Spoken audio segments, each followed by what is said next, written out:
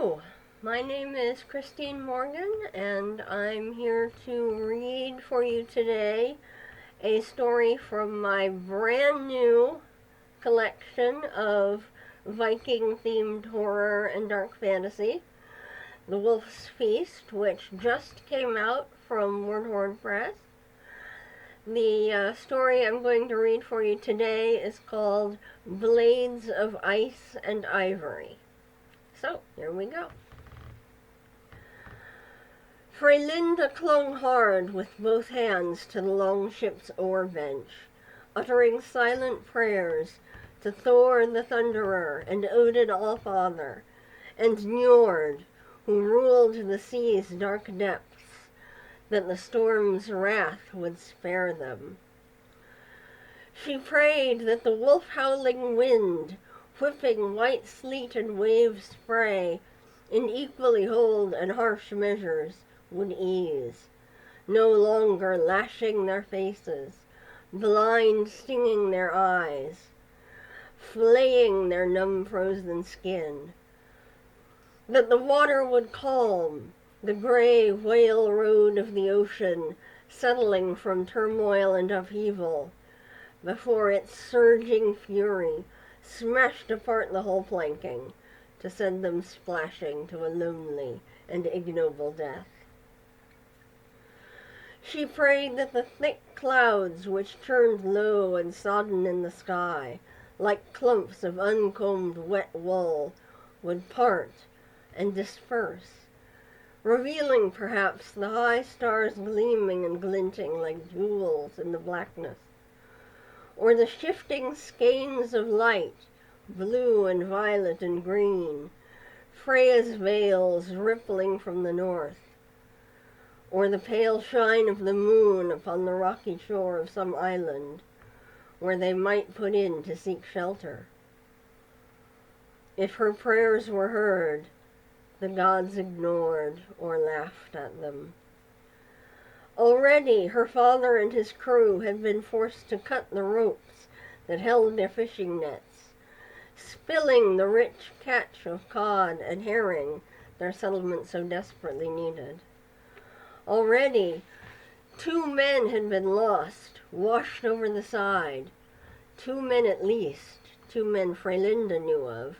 There may have been more gone since. In the deafening tumult of water and wind, she discerned no other voices or shouts. Lightning leaped behind the clouds in great, vast, flaring sheets. Thunder rolled. Hailstones pelted the ship in a merciless barrage. Shivers racked her body, shivers born as much of fear and of cold, and she was not a cowardly girl. She was Freylinda Ravisdottir, whose family was of strong and fierce bloodlines. They had been Vikings, explorers, and warriors. They had braved the long journeys, first to Iceland, and then to Greenland and beyond. These thoughts warmed her pride, but could do little for the rest of her desperate situation. Her garments, heavy winter clothing made of wool, fur, and leather, were soaked through. Her teeth chattered, clattering and rattling helplessly despite her clenched jaw. She had bound herself to the oar bench with a stout length of rope, not trusting alone to the grip of her arms to hold on. In their sealskin mittens, her hands had cramped into claws, so robbed of sensation that she could no longer feel them. Likewise her feet. It was as if chunks of frozen clay replaced flesh and bone below the ankles. Her very bones ached. The frost, from her breath's moisture caked onto her hood's fox fur trim. She blinked rapidly against the storm's bitter onslaught, but dared not press her eyes tightly shut, lest the lashes be sealed together on a rime of sleet and tears. Did Ravi, her father, yet live? Did anyone besides herself? For that matter, did she? Niflheim, Hell's realm of the dead, was said to be bleak and gray, cheerless and cold, a place without warmth, light, or hope, but also without particular suffering. This, then, could not be Niflheim. It was too cold for that, and the suffering was severe. The long ship tilted and dipped and gave a sickening lurch. Its deck planking shuddered. Its hull planking groaned. Water sloshed in, icy and briny, flooding the oar benches.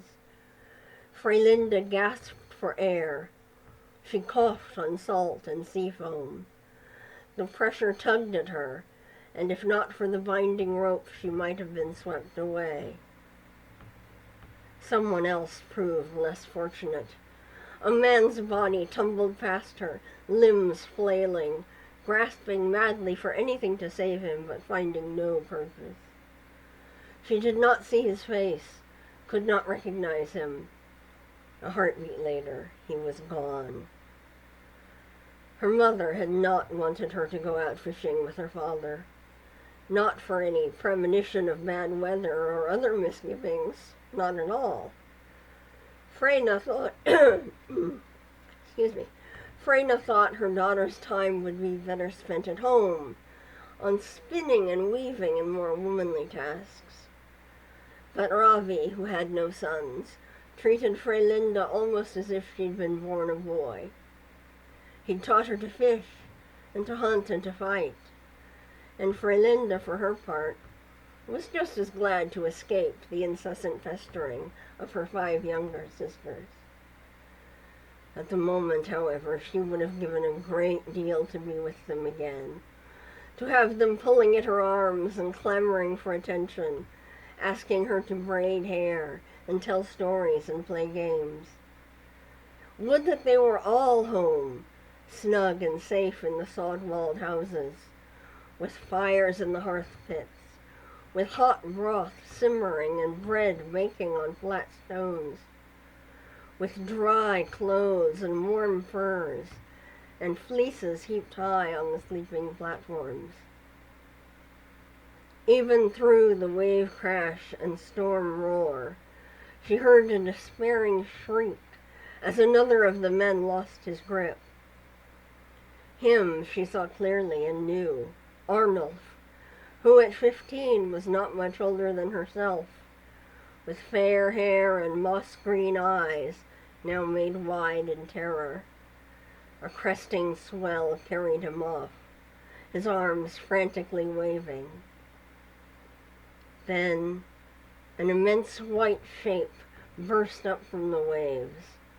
It was long and supple, a writhing sinuousness of muscular coils, many times longer than the longship, and far thicker than the thickest tree trunk ever used for a mast. A serpent. The serpent? But no. Even as Freylinda added her shriek to Arnulf's, she knew it could not be the serpent, not world-encircling Jormungandr the Midgard serpent. Huge though it was not that huge, yet more than huge enough. The force of its rising lifted Arnulf ahead of its gaping maw. Its bone-white head looked the size of a feast hall, and aptly so, for a feast hall of sorts it was. Water sluiced out the sides of its mouth, streaming between myriad teeth like sword blades made of ice. Those teeth, those blades of ice, snapped shut with a clash and a torrential wet spray. A wet spray of foaming seawater and bubbling red blood. The bite engulfed Arnulf from the collarbones down, his head and uppermost portion arms still waving, eyes still wide with terror, mouth still voicing a now voiceless shriek, dropped onto the ship. What was left of Arnulf landed with a splash upon the wave-swamped deck planking amid the oar benches. Even those of the crew who had not seen the Serpent's initial attack had by then noticed. Nor could they miss this grisly remnant, flopping and twitching the way half a fish might, if let fall severed from an eagle's beak. Nor could they miss the immensity of the white serpent, towering above them, regarding them with a pitiless, polished obsidian gaze. Scarlet froth dripped from its jaws. Bony spines ridged its head. Its nostrils slitted and unslitted, snorting gusts of salty mist. Along the serpent's back, plated rows of scales overlapped, like white painted shields in a battlefield shield wall. Along its underside, finer scales flexed and meshed like a well-made mail coat. It seemed to pause there a moment, to preen there, as if inviting them to admire it, or challenge it. This Ravi did. Shouting his war cry, he stood tall upon the roiling and pitching longship.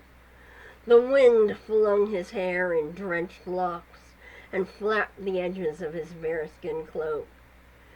He wore no mail or helm, held no shield or spear or sword, but his eyes burned with a rage to rival Thor's own.